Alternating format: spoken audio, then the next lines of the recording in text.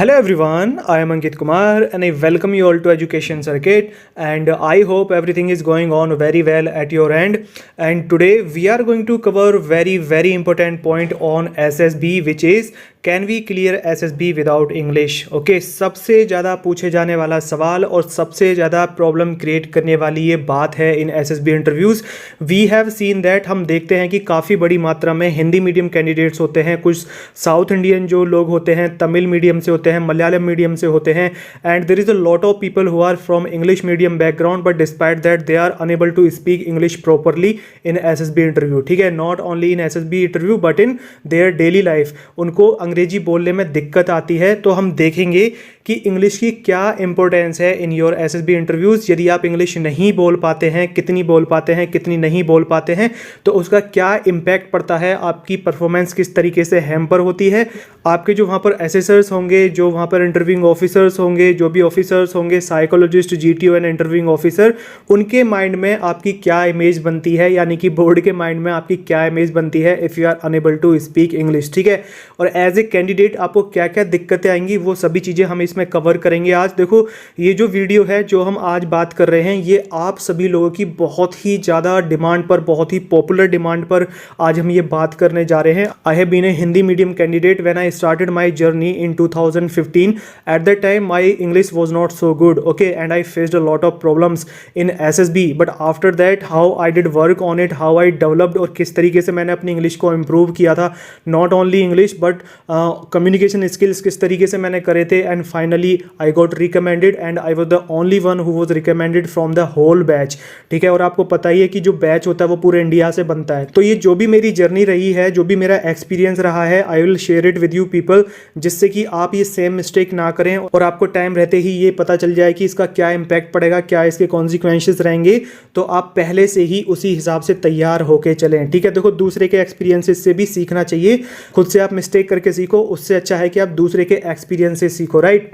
देखो, यदि हम इस क्वेश्चन की बात करें कि can we clear SSB without English, तो देखो इस क्वेश्चन का आंसर है 95% नो एंड 5% यस। ठीक है, ये जो 5% है ये एक्सेप्शनल केसेस होते हैं, इनके बारे में हम बात करेंगे। ये 95% नो क्यों है और ये 5% यस क्यों है, और ये किन किन केसेस में, किन किन सिनेरियो में होता है, उनको हम बहुत अच्छे से कवर करेंगे। देखो, this video is going to be very important, not only for Hindi medium candidates but for all people, all candidates who are not so good at spoken part, और जिनका स्पोकन पार्ट अच्छा भी है उनको भी ये जरूर देखनी चाहिए, बिकॉज हम इसमें देखेंगे कि असेसर्स आपको किस तरीके से असेस करते हैं आपकी लैंग्वेज के बेसिस पर, किस तरीके से आपकी ऑफिस लाइक क्वालिटीज़ वहाँ पर शो होती हैं और हिट होती हैं। ओके, देखो, जब आप SSB के लिए जाते हैं डे 1 पर, जब आप वहाँ पर रिपोर्ट करते हैं तो आपको स्टार्टिंग में ये बोला जाता है, सभी टेस्ट से पहले ये बोला जाता है कि you can use either language Hindi और इंग्लिश, ओके, और मिक्सअप ऑफ बोथ। ठीक है, but no third language is allowed apart from these two languages.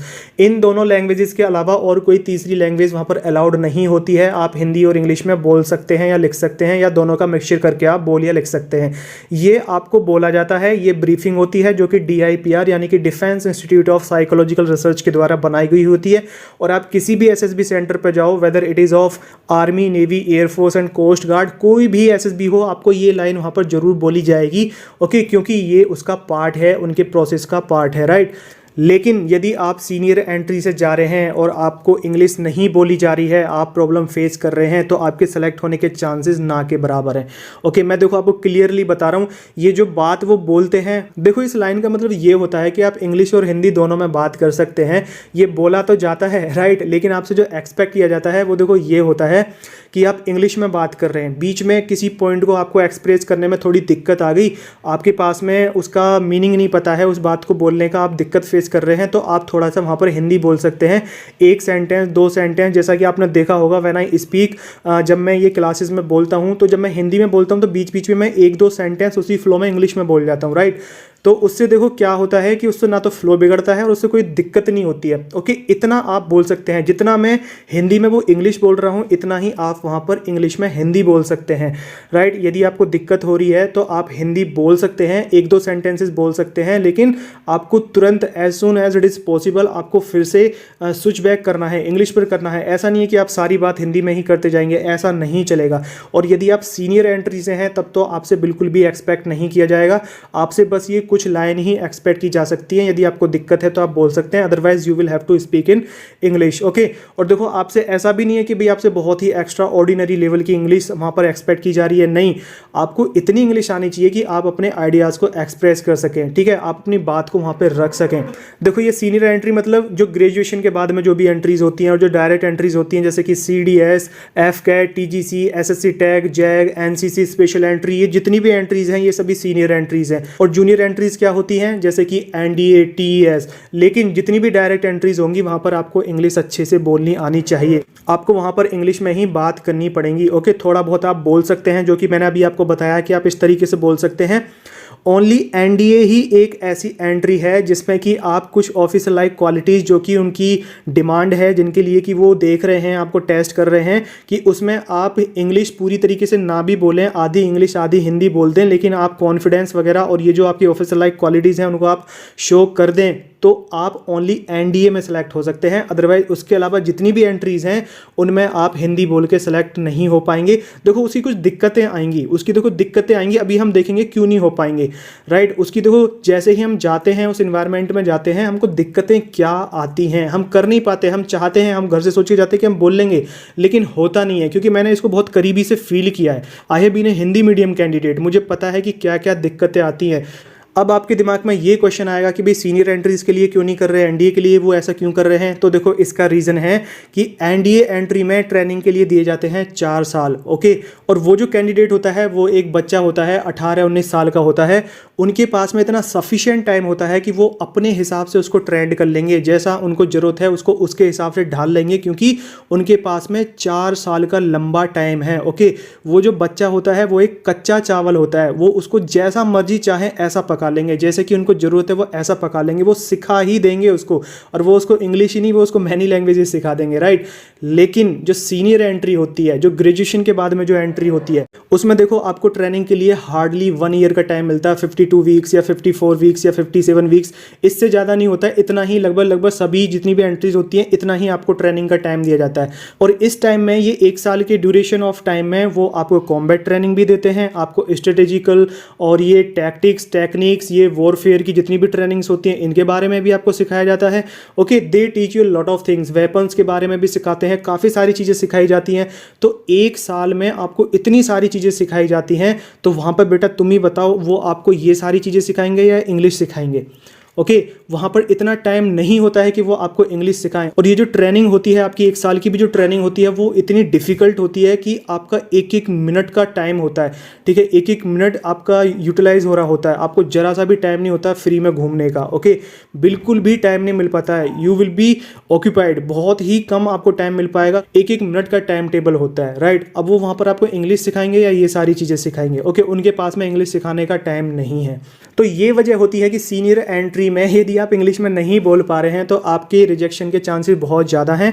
और जूनियर एंट्री यानी कि NDA में आपके सिलेक्शन के चांसेस बने रहते हैं यदि आप अदर ऑफिसर लाइक क्वालिटीज़ को वहाँ पर शो कर लेते हैं। देखो इंग्लिश तो एक ऐसी चीज़ है कि उसको इम्प्रूव किया जा सकता है, यदि आपको इन्वायरमेंट मिले तो किया जा सकता है, लेकिन सीनियर एंट्री में देखो इतना टाइम नहीं होता है किसी के भी पास में, ना तो उनके पास में और ना ही आपके पास में कि आप वहाँ पर इंग्लिश सीखेंगे। लेकिन NDA एंट्री में इतना सफिशिएंट टाइम होता है कि आप वहाँ पर आसानी से सीख सकते हैं, राइट। देखो अब आपको ज़्यादा घबराने की इसमें ज़रूरत नहीं है, ये मत सोचना कि भाई हमको इंग्लिश नहीं आती है तो हम कैसे करेंगे, अरे यार हमारे तो चांसेस ही नहीं है। इंग्लिश कुछ भी नहीं है, I will share my experience. I learn English only in 18 days, 18 to 20 days में मैंने इंग्लिश सीखी थी। और उसके बाद में मैंने अपनी जो क्वालिटीज़ हैं इस तरीके से मैंने डेवलप किया था, जो मेरा स्पोकन पार्ट था, जो मेरा कम्युनिकेशन स्किल्स थे। ओके, मैं इस तरीके से अपना फ्लुएंसी के साथ में, कॉन्फिडेंस के साथ में और मॉड्यूलेशन के साथ में बोलता था कि मैं अपने ग्रुप को बड़े आसानी से इंप्रेस कर देता था। ओके, और देखो ग्रुप में जितने भी लोग होते थे वो ज़्यादातर 99% सभी लोग इंग्लिश मीडियम के ही होते थे। And I used to be the only one in my group who used to be from Hindi medium background. Despite that I used to impress them, मैं अपने ग्रुप को बहुत जल्दी इन्फ्लुएंस कर लेता था। तो ये चीज़ें मैंने कैसे सीखी थी, राइट। देखो हार नहीं माननी चाहिए, हिम्मत नहीं हारनी चाहिए। आपके अंदर जो लोग ये हिंदी मीडियम वाले या जो ऐसे अलग लैंग्वेजेस के जो मीडियम से होते हैं, अलग लैंग्वेजेस के जो बैकग्राउंड से होते हैं, उनके अंदर बाकी की क्वालिटीज़ होती है, जो फाइटिंग स्पिरिट होती है, है, विल पावर होती है, डिटर्मिनेशन, डेडिकेशन, जो कि कोर क्वालिटीज़ होती हैं आर्म फोर्सेज में ऑफिसर बनने की, वो क्वालिटीज़ आपके अंदर होती हैं। ओके, लेकिन ये जो है ना स्पोकन वाला जो पार्ट है, जो कम्युनिकेशन वाला जो पार्ट है, इसमें हम लोग लैग कर जाते हैं, राइट। तो इसके ऊपर थोड़ा सा काम करने की जरूरत है। देखो आपका जो एसएसबी है ना, वो ओनली 4-5 सेंटेंसेस पर टिका हुआ है, ओनली 4-5 सेंटेंसेस पर, ठीक है। यदि आप 4-5 सेंटेंसेस सीख लेते हैं, उनकी डेली लाइफ में आप प्रैक्टिस कर लेते हैं, सो एसएसबी इज नथिंग, बड़े आसानी से आप इसको क्लियर कर सकते हैं। आपसे देखो बहुत ही एक्स्ट्रा ऑर्डिनरी लेवल की इंग्लिश वहाँ पर एक्सपेक्ट नहीं की जा रही है। ऐसा नहीं है कि भाई आपको बहुत ही अच्छा स्पीकर बन रहा है। जैसे ही वो आपका पीआईक्यू फॉर्म देखेंगे, आपके इंटरव्यूइंग ऑफिसर के रूम में जाने से पहले वो आपका पूरा पीआईक्यू फॉर्म पड़ता है, उसमें आपकी ये सारी चीज़ें लिखी जाएंगी, आपसे लिखवाई जाएंगी कि आपका मीडियम क्या रहा है, कितने % मार्क्स, कहाँ से हैं, गाँव से हैं या शहर से हैं, तो वो सारी चीज़ें उसमें अपने नोटिस में रखेगा। लेकिन आपको इतनी इंग्लिश आनी चाहिए कि आप टूटी फूटी, कम से कम थोड़ी बहुत गलती भी करो लेकिन आपको इंग्लिश में बोलना चाहिए, और थोड़ा बहुत बीच में दिक्कत आए तो आप हिंदी में बोल सकते हैं, राइट। अब देखिए इस क्वेश्चन का जो जवाब है कि भाई can we clear SSB without English, 95% no और 5% यस। ये क्यों है, इसको देखो 2 पॉइंट ऑफ व्यू से हम समझते हैं। एक है कैंडिडेट्स का पॉइंट ऑफ व्यू, एक कैंडिडेट के हम व्यू से देखते हैं, और एक देखते हैं हम एसेसर्स के व्यू से। सबसे पहले देखते हैं हम कैंडिडेट्स के व्यू से, राइट। देखो एसएसबी में जाने से पहले आप लोगों को ये पता होता है कि भाई हम हिंदी में भी बोल सकते हैं और इंग्लिश में भी बोल सकते हैं। आप यही बात सोच के जाते हो और आपको लगता होता है कि हम भी वहाँ पे बहुत कॉन्फिडेंटली बोल लेंगे, राइट। मैं देखो अपना एग्जांपल बताता हूँ आपको। Since my childhood I was a very confident person, ठीक है, और मैं बहुत ही बोल्ड, फ्रैंक, कॉन्फिडेंट और गट्सी टाइप का इंसान था। मुझे कभी भी कहीं पर भी बिल्कुल भी शाइनेस फील नहीं होती थी। आप किसी से भी कहीं पर भी बात करा दो, कोई भी दिक्कत नहीं होती थी, ना ही मेरे कॉलेज में, और आप मुझसे किसी भी कितने भी बड़े आदमी से बात करा तो मुझे कभी भी हेजिटेशन फील नहीं होती थी, right. So I was quite confident, मैं कॉन्फिडेंस से लबरेज रहता था, मुझे इन सब चीज़ों से कुछ घबराहट ही नहीं होती थी। लेकिन जब हम एसएसबी में जाते हैं, ओके, और जब तक हम ओआईआर कर रहे होते हैं तब तक तो बात ठीक है। ओआईआर कर रहे हैं, हमने पिक्चर परसेप्शन देखा, स्टोरी देखी, स्टोरी को राइट कर दिया, यहाँ तक सब कुछ बढ़िया चल रहा है। लेकिन the moment when we enter in GD room, जब हम पीपीएनडीटी के जीडी से जाते हैं, जब वहाँ पर नरेशन और जीडी के लिए हम रूम में एंटर करते हैं और वहाँ पर 3 एसेसर्स बैठे होते हैं हमारे सामने, interviewing officer, psychologist and GTO, और हमारा पूरा ग्रुप बैठा होता है। उस ग्रुप में जितने भी लोग होते हैं 10, 12, 15, 20 या 21, 22 भी हो सकते हैं। डायरेक्ट एंट्रीज हैं जैसे कि एसएससी टेक, एनसीसी या टीजीसी, इनमें नंबर ज़्यादा होता है, और रिटर्न एंट्रीज में ये नंबर थोड़ा कम होता है, राइट।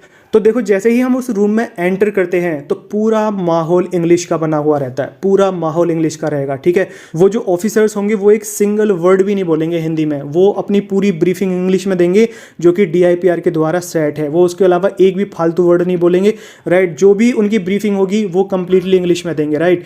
और जितने भी बच्चे होंगे वो भी सारे इंग्लिश में ही बात करेंगे, राइट। उनका जो नरेशन होगा वो इंग्लिश में होगा, ग्रुप डिस्कशन होगा वो भी इंग्लिश में होगा। देखो कैंडिडेट्स ओवरऑल इंडिया से होते हैं, कुछ लोग साउथ इंडिया से होते हैं तो उनको हिंदी नहीं आती है, वो केवल इंग्लिश ही समझ सकते हैं। कुछ लोग नॉर्थ ईस्ट से होते हैं तो उनको भी हिंदी नहीं आती है, वो भी ओनली इंग्लिश ही समझते हैं, इंग्लिश ही बोल सकते हैं और इंग्लिश ही समझ सकते हैं। कुछ लोग बिल्कुल ये जम्मू एंड कश्मीर साइड के होते हैं, उनको भी दिक्कत आती है हिंदी समझने में और बोलने में, तो वो भी इंग्लिश ही बोलते हैं। तो एक कॉमन जो वे होगा कम्युनिकेट करने का वो क्या होगा, वो इंग्लिश ही होगा, राइट। अब देखो जैसे ही आप उस एनवायरनमेंट में बैठे होंगे और सभी लोग इंग्लिश में बात कर रहे होंगे, and you will be the only one who is uncomfortable in talking in English, ठीक है, जो कि इंग्लिश में बात नहीं कर सकता है। आप हिंदी में बोलने की कोशिश करेंगे तो देखो अपने आप ही हमारा मोरल डाउन होता हुआ चला जाता है, हमारा कॉन्फिडेंस नीचे आता हुआ चला जाता है, हमारे अंदर नर्वसनेस आती हुई चली जाती है, हमारे अंदर स्ट्रेस आती हुई चली जाती है। और जैसे ही किसी भी कैंडिडेट के अंदर ये 3-4 क्वालिटीज़ आती है, स्ट्रेस, नर्वसनेस, मोरल डाउन होता है, कॉन्फिडेंस लूज होता है, फिर कोई ताकत नहीं है कि उसको कोई एसएसबी में पास करा दे, ठीक है। ये 3-4 क्वालिटीज़ ऐसी हैं जो कि जिनके साथ में वो बिल्कुल भी कॉम्प्रोमाइज़ नहीं करते हैं। और देखो आप तो यहाँ जीडी में इन प्रॉब्लम्स को फेस कर रहे हो, आपको तो बड़ी स्ट्रेसफुल लाइफ जीनी है आगे, बड़े स्ट्रेस में आपको अंडर प्रेशर आपको फैसले लेने होंगे। जो आर्म फोर्सेस का जो ऑफिसर होता है उसकी सारी लाइफ ऐसी जाती है, उसको अंडर प्रेशर फैसले लेने होते हैं, ओके। और आप देखो यहाँ पर ये ग्रुप का जो प्रेशर है उसको नहीं झेल पा रहे हो। तो ये जो क्वालिटीज़ हैं इनके साथ में वो बिल्कुल भी कॉम्प्रोमाइज़ नहीं करते हैं, चाहे आप कोई से भी मीडियम के से ही, चाहे आप किसी भी बैकग्राउंड से ही। तो देखो ये बनेगा फैटल, राइट। अब देखो अभी और देखते हैं, पूरा ग्रुप इंग्लिश में बात कर रहा है और आप बात करेंगे हिंदी में। जैसे ही आप हिंदी में बात करेंगे तो आपका ग्रुप पर इंप्रेशन नहीं पड़ेगा, you will not be able to impress your group. Okay, आप ग्रुप का अट्रैक्शन अपनी तरफ को नहीं खींच पाएंगे। क्यों? क्योंकि ग्रुप जो होगा वो आपको लाइटली लेगा, उनकी नज़रों में आपकी कोई खास वैल्यू नहीं रहेगी, because you are unable to speak English. देखो अपने आप ही दिख जाता है कि भाई आप इंग्लिश नहीं बोल पा रहे हो, आप यार एक ऑफिसर बनने आ रहे हो and you are unable to speak English, तो आपका दिख जाता है, बाकी लोगों की नज़रों में आपका इंप्रेशन गिर जाता है। ओके, और देखो एक ऑफिसर लाइक क्वालिटी होती है 15 क्वालिटीज़ में से जो कि चेक की जाती है, पावर ऑफ इन्फ्लुएंस। ठीक है, जो ग्रुप डिस्कशन कराया जाता है उसमें ये क्वालिटी आपकी चेक की जाती है, पावर ऑफ इन्फ्लुएंस, कि आप ग्रुप को किस तरीके से इन्फ्लुएंस कर पा रहे हैं।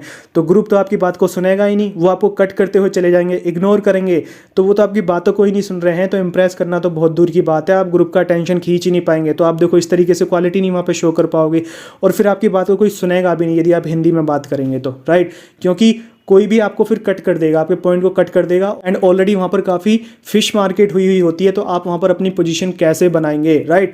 तो देखो आपको डे 1 पर ही पीपीएनडीटी में काफ़ी दिक्कत हो जाएगी और आपके स्क्रीन आउट होने के चांसेस बहुत ही हाई रहेंगे। ओके, बहुत ही कम प्रोबेबिलिटी होगी कि आप स्क्रीन इन हो जाएंगे, राइट। और यदि माना चलो खुदा ना खास्ते fortunately you are screen in, उसके बाद में मेन बैटल स्टार्ट होती है आपकी सेकंड स्टेज से। ओके, देखो सेकंड स्टेज में सबसे पहले तो आपका पर्सनल इंटरव्यू, ये बहुत ही ज़्यादा इंपॉर्टेंट है। ठीक है, इसमें देखो आपको 1 to 1 बात करनी होगी, और जो आपके इंटरव्यूइंग ऑफिसर होंगे वो ब्रिगेडियर या कर्नल रैंक या उससे इक्विवेलेंट रैंक के ऑफिसर होंगे, उनसे आपको बातचीत करनी होगी और इंग्लिश में ही वो बात करेंगे, राइट। तो यदि आपको इंग्लिश नहीं आती है तो आप कैसे करेंगे फिर वहाँ पर? ओके, आप यदि पूरा हिंदी में बोलेंगे तो दिक्कत आएगी, पूरा हिंदी एक्सेप्ट नहीं किया जाएगा। आप हिंदी और इंग्लिश दोनों बोल सकते हैं, लेकिन आपको वहाँ पर कॉन्फिडेंटली बात करनी होगी, अपने पॉइंट्स को अच्छे से रखने होंगे। ये 1 to 1 कॉन्वर्सेशन होगा, यहाँ पे थोड़ा चल सकता है, लेकिन आपको कॉन्फिडेंटली बात करनी होगी। ठीक है, अपनी जो भी ऑफिसर लाइक क्वालिटीज़ हैं उनको वहाँ पर रिफ्लेक्ट करना होगा। यदि हम बात करें जीटीओ सीरीज़ की, तो देखो जीटीओ सीरीज़ में जितने भी ग्रुप टास्क होते हैं, जैसे कि सबसे पहला टास्क होता है आपके 2 ग्रुप डिस्कशन होते हैं, वहाँ पर आपको दिक्कत आएगी, अगेन वहाँ पर ग्रुप आएगा। और देखो पीपीएनडीटी में तो जो बच्चे होते हैं वो सभी अच्छे लेवल के नहीं होते हैं, लेकिन सेकंड स्टेज पर जो आपको ग्रुप में जितने भी बच्चे मिलेंगे वो सभी अच्छे लेवल के मिलेंगे, सभी अच्छी इंग्लिश बोलने वाले मिलेंगे, तो वहाँ पर तो आपको फिर और भी कॉम्पिटिशन मिलेगा। ओके, और यदि आप वहाँ पर इंग्लिश में बात नहीं कर पा रहे हैं तो आपको दिक्कत आएगी। और ये 2 ग्रुप डिस्कशंस के बाद में फिर आपका जीपी यानी कि ग्रुप प्लानिंग एक्सरसाइज जो होता है, उसमें भी फिर आपको एक ग्रुप डिस्कशन करना है, जो कॉमन सॉल्यूशन होगा, जो कंक्लूजन होगा, उस पर आपको आना है, तो भी आपको ग्रुप से बात करनी होगी। ओके, और यदि आप इंग्लिश में नहीं बात कर पाएंगे तो बताओ आप कैसे अपने पॉइंट्स को रखोगे। और देखो जब तक आपको इंग्लिश नहीं आएगी, आप सिंपल सीखो, ज़्यादा हाई लेवल की नहीं, सिंपल सीखो, तब तक आपको कॉन्फिडेंस भी नहीं आएगा, राइट। और आपको ये नर्वसनेस और स्ट्रेस वगैरह ये चीज़ें फील होती रहेंगी। उसके बाद में फिर देखो आपको एक लेक्चरेट भी देना है, राइट, उसमें भी 3 मिनट का लेक्चरेट होता है, एक लेक्चर देना होता है एक टॉपिक पर, वो भी आपको इंग्लिश में ही देना है। और देखो जब आप हिंदी बोलोगे तो आप अपने ग्रुप को इम्प्रेस नहीं कर पाओगे। और देखो जितने भी वो ग्रुप के टास्क होते हैं, जैसे कि प्रोग्रेसिव ग्रुप टास्क और HGT यानी कि हाफ ग्रुप टास्क, फिर ग्रुप ऑब्स्टिकल रेस हो गया, फाइनल ग्रुप टास्क हो गया, ये जितने भी टास्क होंगे फिर इसमें आपके ग्रुप वाले लोग आपको ज़्यादा इंपॉर्टेंस नहीं देंगे, वो आपको इग्नोर ही करेंगे, right. So that is Y learning English is very very important. ये देखो इम्पैक्ट पड़ते हैं, इन सब चीज़ों के बहुत असर पड़ेंगे, ये मैंने देखा है, मैंने अपने एक्सपीरियंस से जो मैंने लर्न किया है वो मैं आप लोगों को बता रहा हूँ। आप लोग देखो इतने मेहनत करने के बाद में रिटर्न क्लियर करोगे और उसके बाद में पहले ही दिन जब आप स्क्रीन आउट होकर आओगे तो वो बहुत ही हार्ट ब्रेकिंग होता है, इट हर्ट्स अ लॉट। ठीक है, वो बहुत ही मुश्किल मोमेंट होता है और उसको भुलाया भी नहीं जा सकता, बहुत ही डिफिकल्ट होता है, क्योंकि हम इतनी तैयारी करके जाते हैं, रिटर्न क्लियर करने में हमने इतने एफर्ट्स डाले होते हैं, हम डे नाइट मेहनत करते हैं, उसके बाद में फिर हम एसएसबी की इतनी डे नाइट मेहनत करते हैं, बट डिस्पाइट दैट हम पहले ही दिन स्क्रीन आउट होकर वापस घर आ जाते हैं, राइट। तो देखो इस पर आपको काम करने की ज़रूरत है। ओके, देखो मैं आपको बताऊंगा कि शुरुआत में मुझे इतनी दिक्कत होती थी, लेकिन उसके बाद में मैंने कैसे काम किया अपने स्पोकन पार्ट पर, राइट, अपनी स्पीच पर, इंग्लिश पर, स्पीड, मॉड्यूलेशन, फ्लुएंसी, इन सब चीज़ों पर मैंने कैसे काम किया। देखो मैं जब ग्रुप में बोलता था तो मैं अपने पहले अटैम्प्ट या दूसरे अटैम्प्ट में, जब हम पॉइंट्स बोलते हैं ना ग्रुप में, तो पहले या दूसरे अटैम्प्ट में मैं पूरे ग्रुप का अटेंशन अपनी तरफ खींच लेता था। ठीक है, जैसे ही मैं बोलता था कॉन्फिडेंटली, फ्लुएंसी के साथ में, मॉड्यूलेशन के साथ में, इस तरीके से मैं बोलता था कि पूरा ग्रुप चुप हो जाता था, चाहे कितनी फिश मार्केट हो रही थी। तो देखो ये कोई ज़्यादा डिफिकल्ट काम नहीं है, आप इसको बड़े आसानी से सीख सकते हैं। मैं आपको इसको एक सेपरेट वीडियो में बताऊंगा कि how I developed it, right. और देखो मेरे ग्रुप वाले मेरे से बहुत ही ज़्यादा इंप्रेस्ड रहते थे, ना not only group members but my assessors also. देखो जब हम टास्क खत्म होने के बाद में इवनिंग में सभी लोग, अपने जितने भी बैच के सब लोग आपस में बात करते थे, तो when they got to know कि I am from Hindi medium background, so they did not believe हैं are you serious, really, is it possible, but it doesn't look like, कि लगता नहीं है कि भाई you are from Hindi medium background. तो देखो अभी हमने देखा कि कैंडिडेट्स के व्यू से कैंडिडेट को क्या क्या दिक्कतें आती हैं। अब हम देखते हैं एसेसर्स के व्यू से कि एसेसर्स के दिमाग में आपकी क्या इमेज बनती है, ठीक है, वो किस तरीके से आपको देखते हैं यदि आप इंग्लिश नहीं बोल पाते हैं। तो देखो ये एसेसर की नज़रों में आपकी क्या इमेज क्रिएट करता है, किस तरीके से ये हैम्पर करता है, चलो इसको समझते हैं, ठीक है। देखो जैसे ही आप पर्सनल इंटरव्यू के लिए जाते हैं, अंदर रूम में जाते हैं, वहाँ पर सर होंगे, वो आपका इंटरव्यू लेंगे, राइट। वो आपसे एक क्वेश्चन पूछते हैं कि why do you want to join army, air force, navy, जिस भी सर्विस के लिए आप जा रहे हैं आपसे ये क्वेश्चन जरूर पूछा जाता है। एयरफोर्स के लिए जाओगे तो आपसे पूछा जाएगा, नेवी के लिए जाओगे तो भी पूछा जाएगा, आर्मी के लिए जाओगे तो भी आपसे ये क्वेश्चन पूछा जाएगा, राइट। और हम अपना घर से एकदम बहुत अच्छा सा आंसर तैयार करके जाते हैं और हम क्या क्या बोलते हैं, देखो हम ये सारी बातें बोलते हैं जो ये भी यहाँ पर लिखी हुई हैं कि sir I am passionate to join Indian army since my childhood, I am courageous and I am aim oriented, और ये सारी चीज़ें हम अच्छे अच्छे वर्ड्स वहाँ पर गिना देते हैं, राइट। ठीक है, उन्होंने सुन लिया, ओके। अब देखो आपके ओनली इंग्लिश ना बोलने से आपकी देखो ये सारी क्वालिटीज़ किस तरीके से हिट होती हैं। देखो किसी भी एक ऑफिसर की जो कोर क्वालिटीज़ होती हैं वो होती हैं courage, determination, confidence, will power, dedication, mental stamina. ये जो क्वालिटीज़ हैं, जो शुरू की 6 क्वालिटीज़ हैं, ये किसी भी ऑफिसर की कोर क्वालिटीज़ हैं, ये उसके अंदर होना बहुत ज़रूरी है। यदि आपके अंदर ये क्वालिटीज़ नहीं दिखेंगी तो आपका कभी भी एसएसबी क्लियर नहीं होगा। और देखो आपकी ये सारी ही क्वालिटीज़ हिट हो रही होती हैं if you don't know English. देखो कैसे ये हिट हो रही होती हैं। आप बोलते हो कि sir I am passionate and I am aim oriented, तो देखो आप किसी भी चीज़ के बारे में पैशनेट होंगे, आपका इंटरेस्ट है, आप उस ऑर्गेनाइजेशन को ज्वाइन करने जा रहे हैं, आपका इंटरेस्ट है, you want to make your career with this organisation, तो आप उसके बारे में सर्च भी करोगे। देखो जिसके बारे में इंटरेस्ट होता है, क्यूरियोसिटी होती है, उसके बारे में आप सर्च करोगे नहीं करोगे। देखो for example if you like a girl in your college, in your organisation, in your surrounding, in your neighbourhood, if you like a girl and vice versa if you like a boy, ठीक है। तो हम देखो उसके बारे में सब कुछ जानकारी इकट्ठा कर लेते हैं कि भाई उसके चीक पर आंखों के नीचे मोल है, उसके चीक में डिम्पल्स पड़ते हैं, ये वाली लिपस्टिक अच्छी लगती है, ये वाले हेयर स्टाइल अच्छे लगते हैं, ये वाला कलर अच्छा लगता है, ये वाली जीन्स अच्छी लगती है, ठीक है। उसके घर में कितने मेंबर हैं, भाई क्या करता है, उसके पेरेंट्स क्या करते हैं, कौन सी आइसक्रीम पसंद है, वनीला पसंद है या स्ट्रॉबेरी पसंद है, हम पूरी कुंडली निकाल लेते हैं उसकी। बताओ निकालते नहीं निकालते? सब कुछ हमको पता चल जाता है बिना उससे बात करे हुए। क्यों पता चल जाता है? Because we are interested.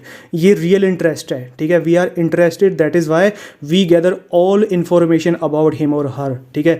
हम उससे मोहब्बत करते हैं, that is why we gather that kind of information, okay. तो देखो इसी टाइप की मोहब्बत रखने वाला, इसी टाइप की अपने वतन और अपनी यूनिफॉर्म और अपनी ऑर्गेनाइजेशन से मोहब्बत करने वाला इंसान ही एसएसबी में पास हो पाता है, ठीक है। इन सब चीज़ों को वो टेस्ट करते हैं। देखो एसएसबी क्या है? एसएसबी एक पर्सनैलिटी टेस्ट है, this is not an examination.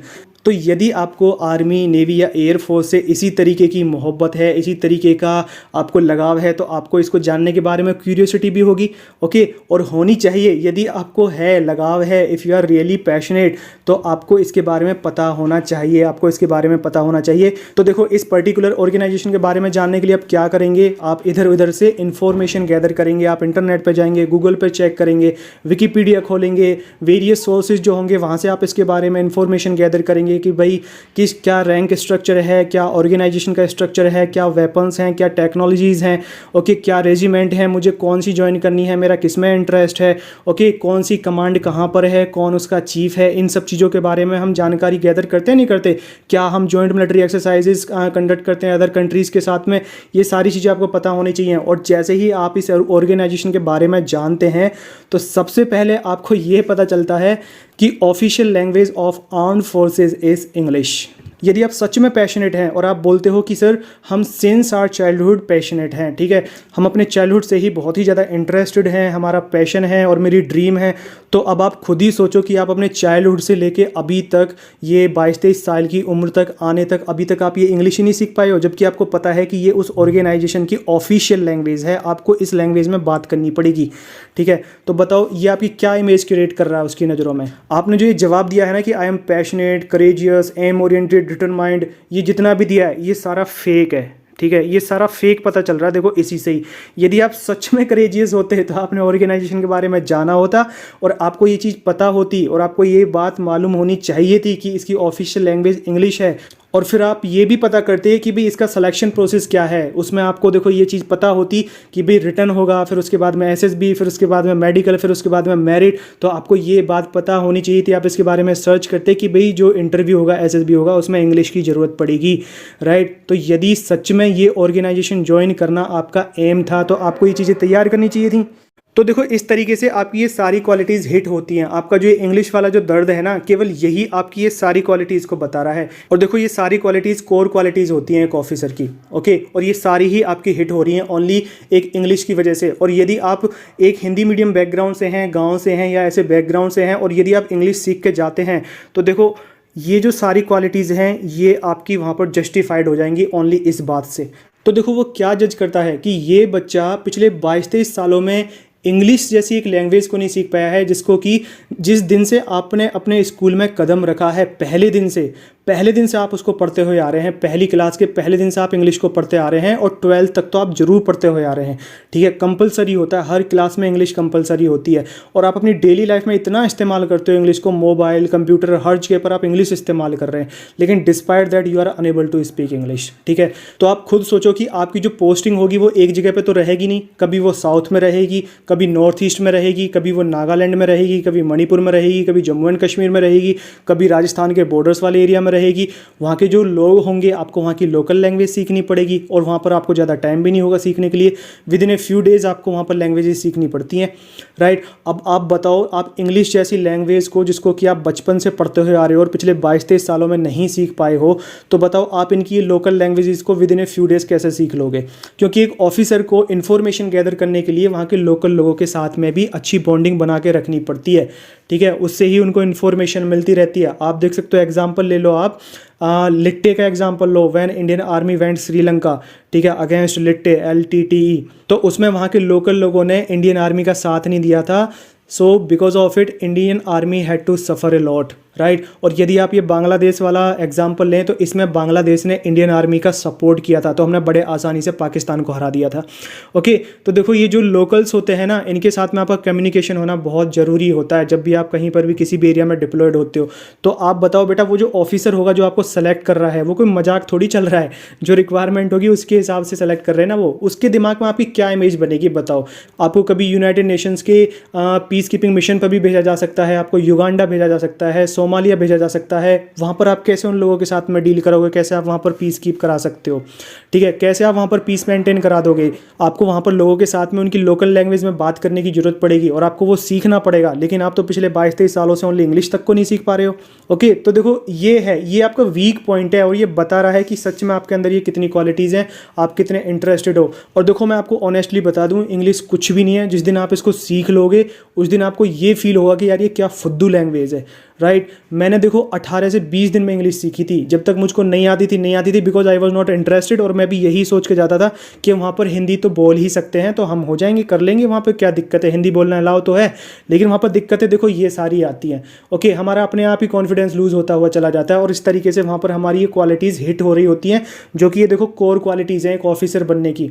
अब ये मैंने कैसे किया था, ये मैंने 18-20 दिन का जो मैं बता रहा हूँ, इसको मैं एक अलग वीडियो में सेपरेटली बताऊँगा कि किस तरीके से मैंने इसको किया था। बहुत आसान है, कोई ज़्यादा बड़ी दिक्कत नहीं है, ठीक है, बड़े आसानी से आप सीख सकते हैं। आपके अंदर देखो इंग्लिश भरी हुई है, आपने सीखी है, आपको इतना आता है, ग्रामर आपको आती है, रूल्स आपको आते हैं, आपने 10th क्लास क्लियर किया है, 12th क्लास क्लियर किया है, और उसके बाद में आप अब ये रिटन एग्जामिनेशन को क्लियर करके जा रहे हो, अच्छे लेवल पर आप इंग्लिश को क्लियर करके जा रहे हो, लेकिन आप बोल नहीं पा रहे हो। तो ये जो दिक्कत है, ये वो नहीं है कि हमको इंग्लिश आती नहीं है, दिक्कत ये है कि हमने बोलने की जो हमारे अंदर शर्म है, जो हेजिटेशन है, वो हमने नहीं खोली है। आपको बस वो खोलनी है, उसके तरीके मैं आपको बताऊंगा, बड़े आसानी से आप इसको कर सकते हैं। घबराने की कोई भी ज़रूरत नहीं है आपको। देखो जो भी ये हिंदी मीडियम बैकग्राउंड के होते हैं या जो अदर बैकग्राउंड्स के होते हैं, उनके पास में पॉजिटिव पॉइंट्स ये होते हैं कि वो उस स्टेज तक जो जा रहे हैं वहाँ पर इंग्लिश वाला भी आ रहा है और एक हिंदी मीडियम वाला भी आ रहा है, एक गांव से जा रहा है बच्चा और एक शहर से जा रहा है, ठीक है। तो देखो गांव वाले के पास में बिल्कुल भी ये फैसिलिटीज़ नहीं होती हैं एजुकेशन से रिलेटेड, और शहर वाले के पास में ये सभी चीज़ें होती हैं।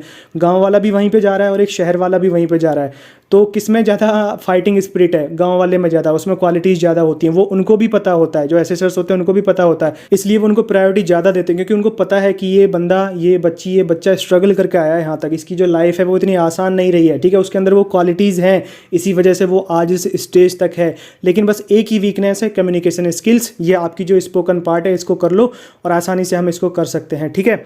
तो चलो आज के लिए इतना ही, और आप तैयारी करते रहो। ऐसे ही मैं आपको जो इंपॉर्टेंट चीज़ें हैं वो आपको मैं बताता रहूँगा इंटरव्यू से related, which will help you lot. और मैं आपको अपना एक्सपीरियंस आगे आने वाली क्लास में बताऊँगा इसी टाइप के इंपॉर्टेंट टॉपिक्स। और आपके रिटन एग्जामिनेशन स्पेशली एफकेट, CDS और ये NDA, इनके जो GK वाले पार्ट और मैथ वगैरह, इनके लिए आप ये क्लासेस पाने के लिए चैनल को सब्सक्राइब कर लीजिए और बेल आइकन पर क्लिक करके ऑल नोटिफिकेशंस को एक्टिव कर लीजिए। और यदि आपको ये वीडियो अच्छी लगी हो तो प्लीज़ लाइक और शेयर जरूर करिए। और कमेंट बॉक्स में लिख के बताओ कि सच में आप में से कितने ऐसे लोग हैं जिनको कि सच में दिक्कत आ रही है, ठीक है। ये इंग्लिश बोलने में दिक्कत आती है, हिंदी मीडियम के हों या तमिल मीडियम के हों या मलयालम मीडियम के हों, और ऐसे काफ़ी सारे इंग्लिश मीडियम के भी बच्चे होते हैं who are not so good at English, ठीक है। वो स्पोकन पार्ट पे अच्छा नहीं है, वो अच्छे से बोल नहीं पाते हैं, उनके अंदर वो क्वालिटीज़ नहीं होती हैं, हेजिटेशन वगैरह होता है, राइट। तो ये आप मुझे बताओ, उसी के हिसाब से मैं एनालाइज करके आगे आने वाली क्लासेस को डिज़ाइन करता हूँ, ओके। तो चलिए, keep on studying and all the very best for your written examinations and for SSB, and that's all for today. Bye for now.